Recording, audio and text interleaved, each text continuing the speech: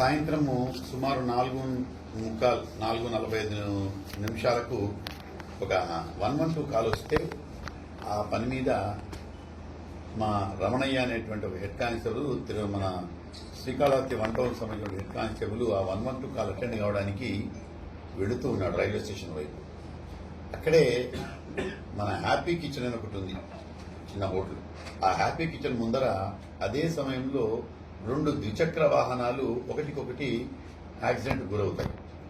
అయితే ఒక వెహికల్లో ఒక లేడీ ఉంటుంది కాబట్టి ఆ లేడీని తీసుకొని అక్కడే ఒక ఆటో ఆపి ఆటోలో ఎక్కించి మెడికల్ ట్రీట్మెంట్కి పంపిస్తారు.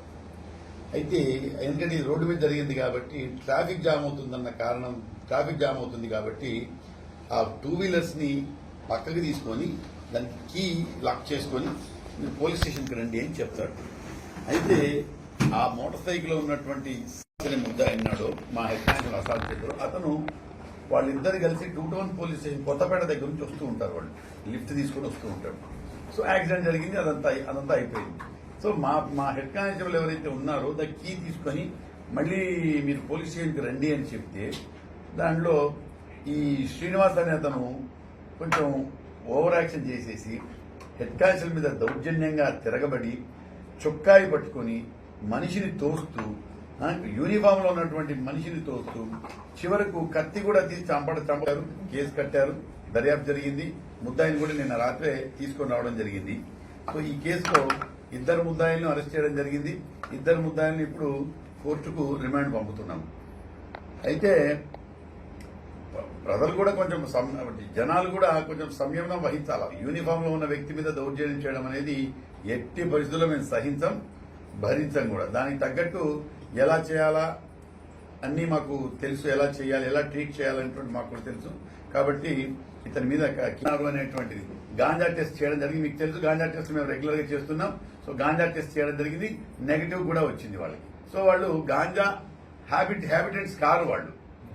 అది ఎందుకంటే ముఖ్యంగా మనం చెప్పాలి, ప్రతి చిన్న ఏ గొడవ జరిగినా గాంజా మత్తు, గాంజా ముద్దాయిలు, గాంజా ఇదంటారు. సో ఇప్పుడు ఎందుకంటే మాకు కిట్స్ వచ్చాయి కాబట్టి అప్పటికప్పుడు టెస్ట్ చేసి తెలిసిపోద్ది మాకు. ఎందుకంటే కనీసం అది మినిమం 1 మంత్ వరకు ఉంటుంది. ఇప్పుడే తాగాల్సిన పనుల ఒక నెల కింద తాగింది కూడా డిటెక్ట్ అవుతుంది. కొన్నిసార్లు 90 రోజుల్లో తాగింది కూడా డిటెక్ట్ అవుతుంది. సో కాబట్టి గాంజాయి అలవాటు ఏదైనా ఉంటే ఆటోమేటిక్ గా మాకు కొంత విచారణలు ఏమంటే ఆ పిల్లోడు ఇంతకుముందు రీల్స్ తీసేవాడు. ఆ రీల్స్ ఉన్నాయి, అవన్నీ కూడా మేము వెరిఫై చేసాం. రీల్స్ తీసేవాడు. ఇది రీల్ కొరకు ఏదో పెట్టుకున్నా అంటాడు కానీ రీల్ కొరకు పెట్టుకున్నా రియల్ కత్తి, అది రీల్ కత్తి కాదు, రియల్ కత్తి కాబట్టి పొడవడానికి కొంచెం నేచురల్ గా వస్తుంది. జస్ట్ పిట్ ఎన్డీపీఎస్ లో పంపించినటువంటిది కాళహస్తినే మా జిల్లా మొత్తంలో 4 పిట్ ఎన్డీపీఎస్ అంటే గాంజా కేసుల్లో ఇన్వాల్వ్ అయిన వాళ్ళు రెగ్యులర్ గా ఆ నేరస్తుల్ని 4 ఇదే కాళహస్తి డివిజన్ నుంచి పంపించడం జరిగింది. అదేవిధంగా 3 పీడీ యాక్ట్లు పెట్టడం జరిగింది మన కాళహస్తి నుంచి.